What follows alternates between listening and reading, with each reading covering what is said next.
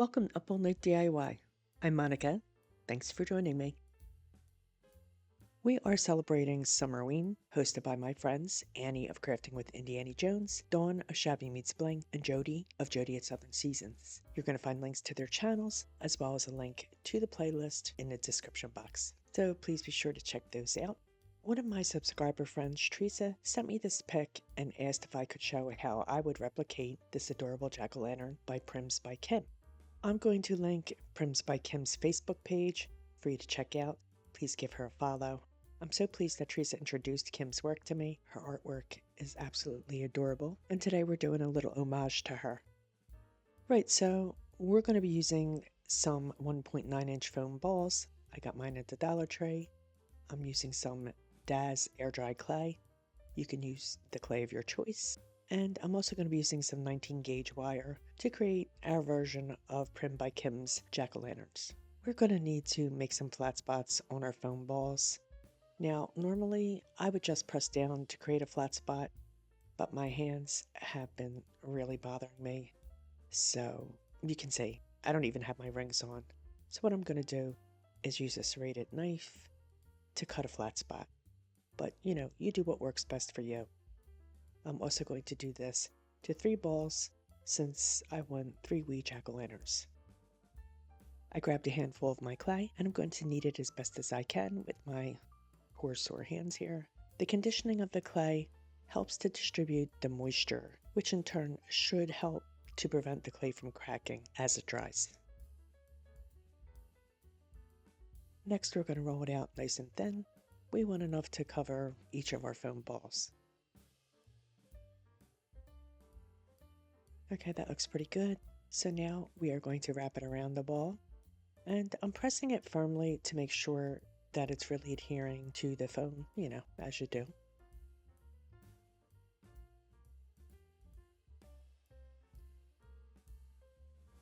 I'll cut away any excess, and I'm going to roll it around on the table to smooth it, and this also helps to get that clay to really stick to the foam.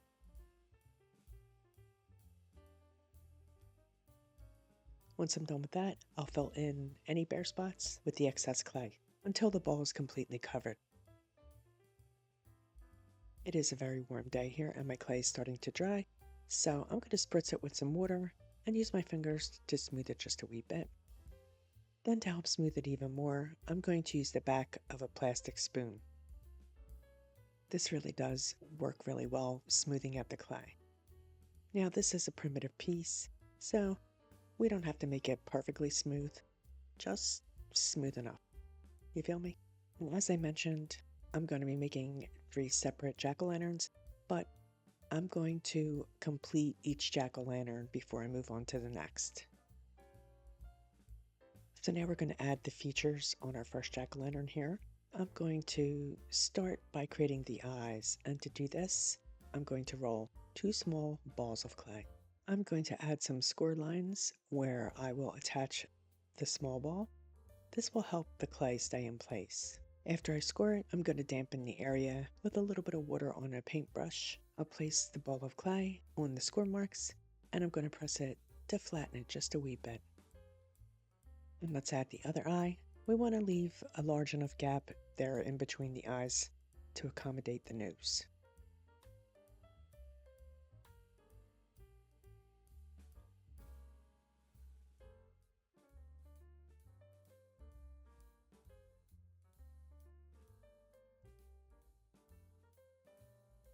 Now that the eyes are in place, to create divots in the eyes, I'm going to press my ball tool into the center of the clay we just added. And you can always do this with a paintbrush handle. That'll work too.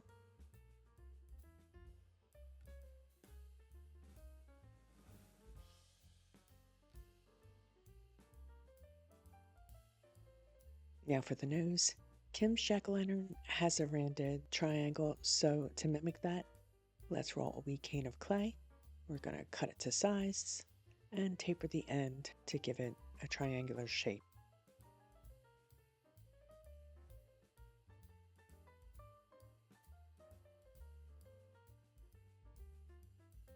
And we're going to do a little scoring and dampening to the area same as before. And we'll pop the nose right into place. I'll use my clay tool to incorporate the fresh clay with the other clay, shaping it as I go.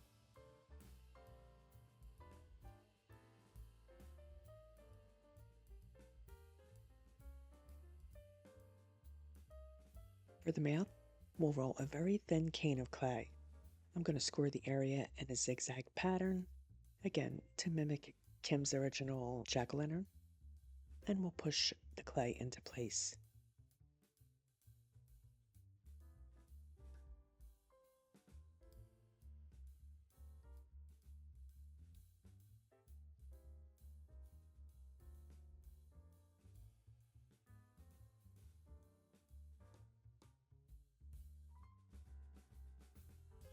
There we go.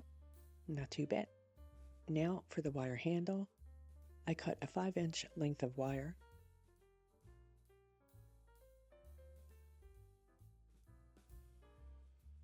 I use a paint bottle to shape it into an arch, and I'm going to push it into the top of the jack-o'-lantern so that it spans that flat spot. And I'm doing this now while the clay is wet because when the clay dries, it dries very hard. So it's much easier to do it now. Right, that looks pretty good. Now let's make 2 more.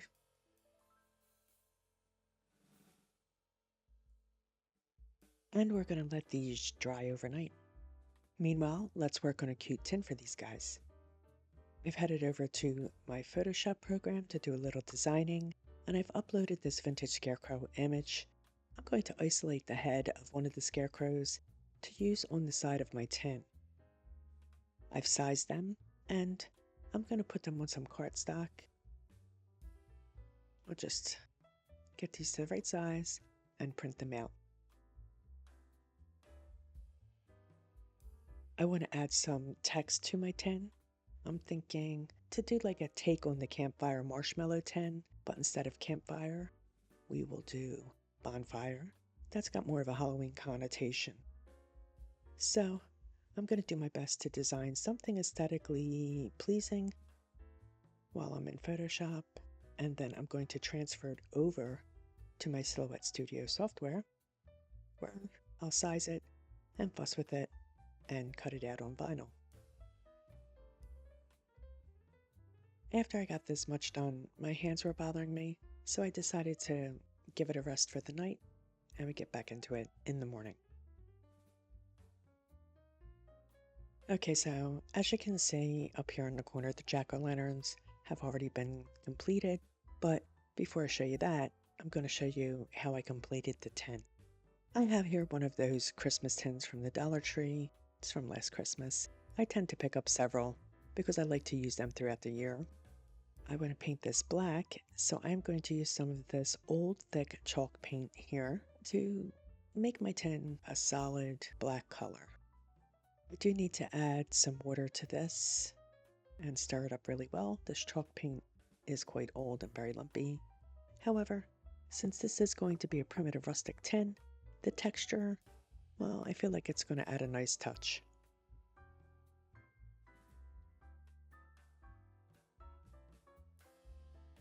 I do like how thick and chunky this is going on. I feel like it's really going to add to the rustic aesthetic. However, I am a little concerned about paint peeling off when I do the stencil. We'll see how that goes, when the time comes. And I paint both the outside and the inside as well, but that's totally up to you.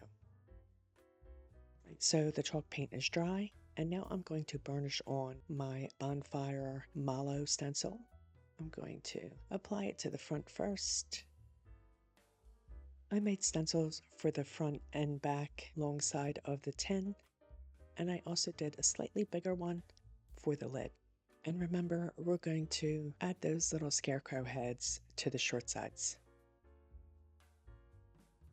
Now that my stencils are in place, the first thing I'm going to do is pounce on a layer of Mod Podge to my stencil.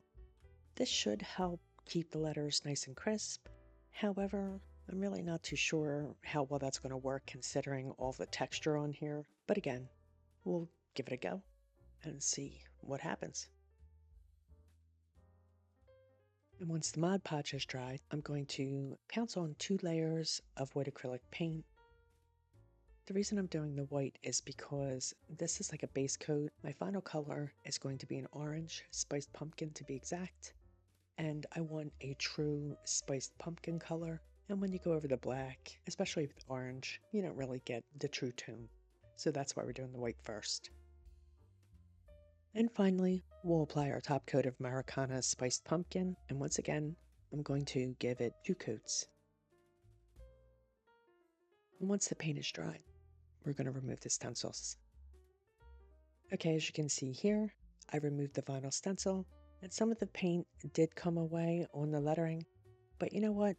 I actually like this because I think it gives it a more time-worn look, and that's kind of what we're going for.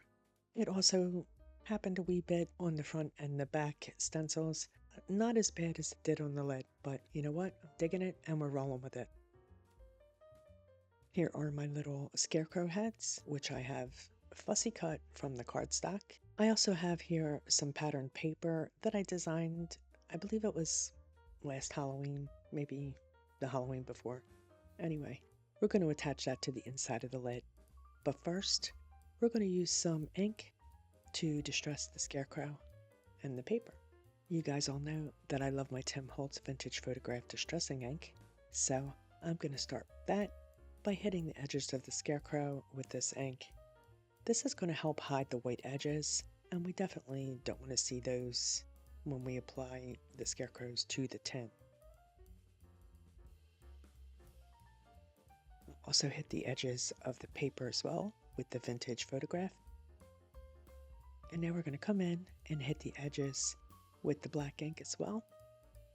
Then once we're done with the scarecrows, we'll do the same thing on the paper.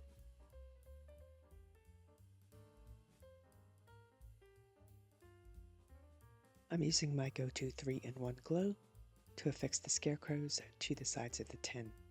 I felt this was the best way to go rather than Mod Podge because there is a lot of texture to the paint on the side and the scarecrows are on thicker paper, it's cardstock, so I really feel like the 3-in-1 is the better choice of glue.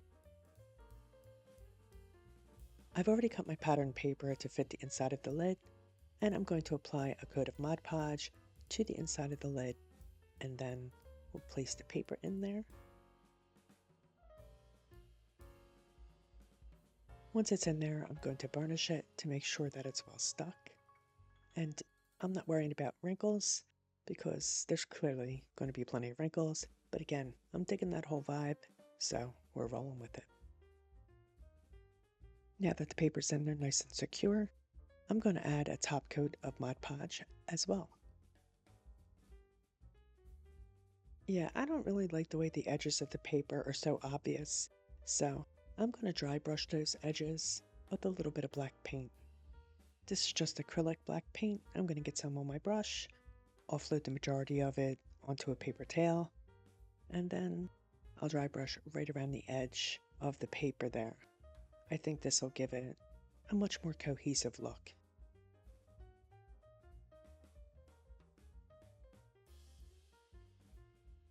And while we're at it, let's do our scarecrows on the side there too. I just feel like it gives it a more finished look. Right, so now the tin needs some rust. It wouldn't be complete without rust. So I grabbed my burnt sienna acrylic paint and my cinnamon. I'm going to dab some of the burnt sienna in select areas and shake on the cinnamon. You've seen me do this plenty of times, as well as many other crafters, I'm sure. The cinnamon adds that gritty, real rust texture. So I'm going to do a little here, do a little there, wherever it jumps out at me.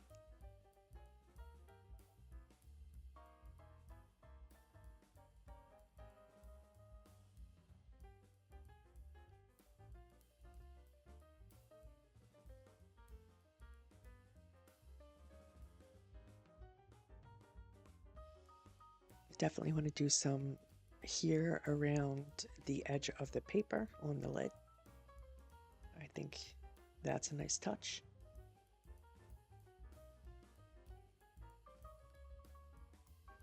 Yeah, that looks pretty good.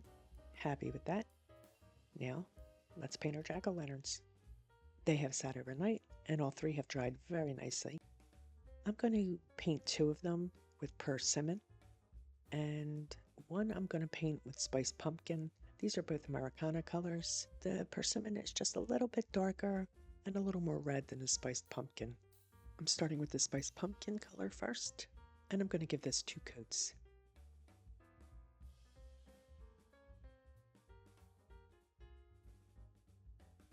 And now for the Persimmon. I think you can see that this is a wee bit darker and a wee bit more red in tone. To paint in the eyes, what I'm going to do is dip the ball tool that I used to create the divot in the eye. I'm going to dip that into some white acrylic paint and dab that right into the center of the eye. This is going to fill in the eye perfectly. No fuss, no muss. And once again, you could always use the back end of a paintbrush handle for this.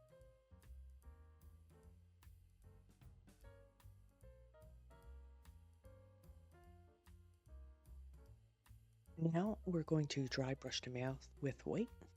I'm going to do a couple coats on this to brighten it up a wee bit, but I definitely think that dry brushing this is the easiest way to apply the paint. At least I think so. So 2 or 3 coats and we should be good. Now I'm going to use a smaller ball tool and some charcoal gray paint to dip in the pupils of the pumpkin. Again, back end of a paintbrush handle would work perfectly for this. I'm going to dry brush around the eyes with Americana Festive Green on the Persimmon jack-o'-lanterns. And I'm going to use Americana Tree Green on the Spiced Pumpkin jack-o'-lantern. It's a little lighter, more in the same tone family as the Spiced Pumpkin. But again, totally up to you. You do you. And also, I'll lightly dry brush the jack-o'-lantern's noses with the greens as well. This is just going to serve as, an undercoat because we're going to go over top of that with Americana Cherry. And a little bit of the green will peek out. And again, with the cherry, we're just dry brushing. I'll just build that color up until I'm happy with the intensity of it. I'll add some cherry red teeth along the mouth here. And they're basically just wee strokes. There we go. Simple, simple. Let's dot the pupils with a wee white highlight. Real simple like. Boop. Boop. Good stuff. And I'm going to paint a charcoal circle on the very top to give it the illusion of a jack-o'-lantern opening. You feel me?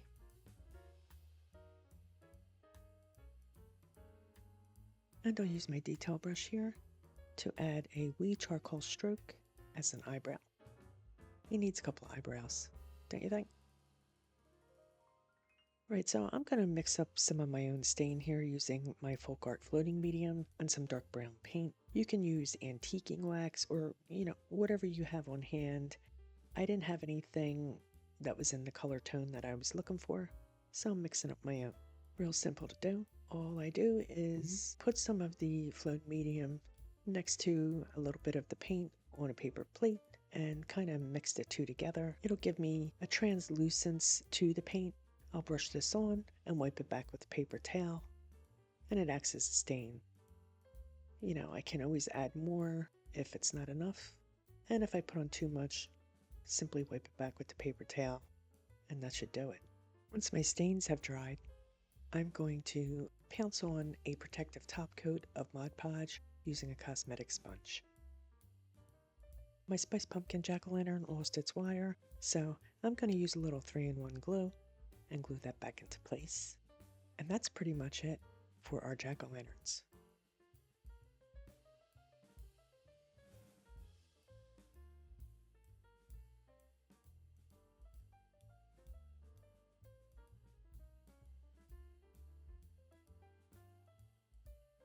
And before we do the final reveal, I'd like to talk to you real quick about what's going on with my hands here. I'm struggling with rheumatoid arthritis. I've been experiencing a flare-up of inflammation, and it's really been a bit difficult. As I mentioned earlier, I removed my rings because my knuckles were so inflamed that it was hard to get my rings on and off.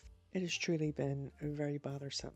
But as luck would have it, the good folks over at Bob and Brad's YouTube channel, if you're not familiar with Bob and Brad, they are physical therapists. I've been watching them on YouTube for years.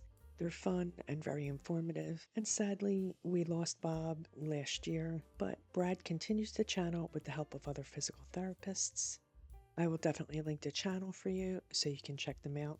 They kindly sent me this hand massager. It is their H90 HandSpa Prime hand massager. This is super easy to use, and I have to say, it's really brought me comfort when my hands are feeling stiff from inflammation and overuse, and I'm really pleased and satisfied with it. It comes with a USB charging cord. You can just plug this right into your computer or any other USB charger you have. The cord is included, and it goes right in here on the top of the unit. The power button will pulse or breathe during the charging process, and it will glow steady when it's fully charged. All the pertinent information to the use and maintenance is in the user's manual. And of course, before using this device, please check with your doctor to make sure that it won't interfere with any existing medical conditions that you may have. They've also included a bag of latex gloves. In case you want to use some cream or lotion on your hands first, then you can put on the gloves before fitting your hand into the massager. There's this little quick start card. This is going to tell you what each button on the top of the unit does. There's a heating element, an intensity, and a massage mode, and then of course the power button. There's also a convenient storage bag that's included to keep everything together and dust free. That's very handy. Now, before use, I would advise taking off any rings because this has an inflation system in it. It's not like a roller or anything. As you can see, there's like this soft element here around the wrist. You're going to want to insert your fingers into the corresponding holes. There's one for each finger and your thumb. So place your hand into the hand massager, ensuring each finger is deeply inserted, into the designated finger slot. So I'll show you real quick here. Okay, the very bottom button here is the power button. So I'm going to hold that until it comes on. And this is the massage and the intensity buttons that you see lit here. The blue color, the cyan, that's the lowest setting. They advise that you start on that. And so far, that's the one that I've been using all along. The button at the very top here is to turn on the heating function. The red light is going to stay on, indicating, that the heat is on, and it's at a constant temperature between 102.2 and 113 degrees Fahrenheit. Now, I really enjoy the heating function, but, it's up to you. It's not necessary. Use the device on your right hand. All you're going to do is flip it over, stick your hand in there, same as before, and push all your buttons, and you're ready to go. And the good folks over at Bob and Brad were good enough to send me a 10% discount for you guys. It's through Amazon. So if you click on my link, which you'll find in the description box, you're going to get 10% off of this unit. For me, it has really definitely helped me. When my hands are bothersome and stiff, I pull this guy out and just let it do its thing while I enjoy a cup of tea. Now let's take a final look at our jack-o'-lanterns. Okay, once again, I want to shout out to Kim over at Prims by Kim. Again, this is a look at her original. And here is our first jack-o'-lantern. This is the lighter one, the Spice Pumpkin one. I think it's a pretty good replica. What do you think? And now here are side-by-sides of the two Persimmon ones.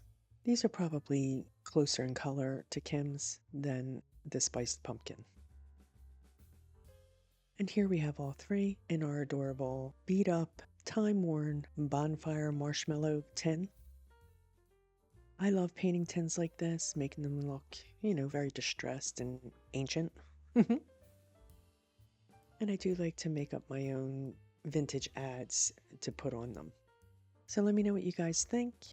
I think, it's a pretty good job. It's pretty close to Kim's original design. Be sure to go over, check her out. Again, I'm going to link her Facebook page for you in the description box. Go give her a follow.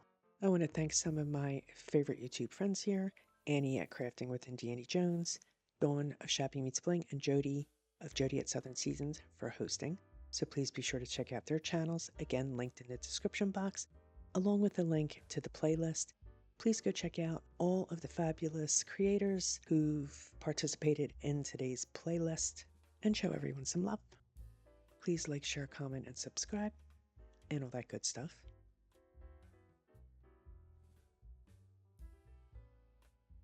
Stay creative, my friends. Thanks for hanging with me. See you next time. Up all night with Monica.